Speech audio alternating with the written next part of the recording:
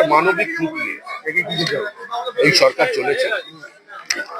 প্রতিকূল পরিস্থিতির মধ্যে এই সরকার যে বাজেট পেশ করেছে সেটা সমাজের সর্বস্তরের মানুষকে স্পর্শ করছে। নির্মাণ কার্যের ত্রুটি ছিল কিনা, কারা এই কাজ করছিল সেটা সরকার দেখছে, এবং যারা মারা গেছে সরকার তাদের পাশে। বলছি এই যে যারা এই নির্মাণ কাজ করেছে যদি তাদের ত্রুটি হয় তাদের কি গ্রেফতার হবে? এটা সম্পূর্ণভাবে সরকারের বিষয়।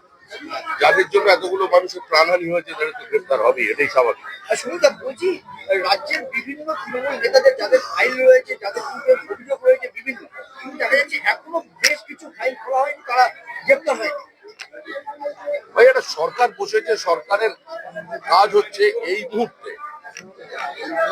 সরকারের পরিষেবা নিয়ে মানুষের পাশে দাঁড়ানো, পশ্চিমবঙ্গের আর্থসামাজিক অবস্থার একটা উত্তরণ করা। বারবার বিভিন্ন জায়গায় যে শূন্য পদ আছে সেগুলো পূরণ করা।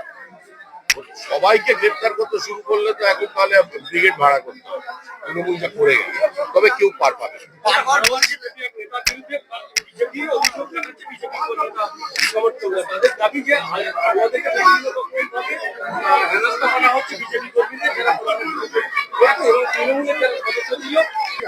আমার জানা নেই, আমি ব্যাপারটা বারবার বলছেন তৃণমূলীকরণ হবে না, কিন্তু মানুষ শুদ্ধ করছে তৃণমূলীকরণ হচ্ছে, এই বিষয়টা কি বলবো?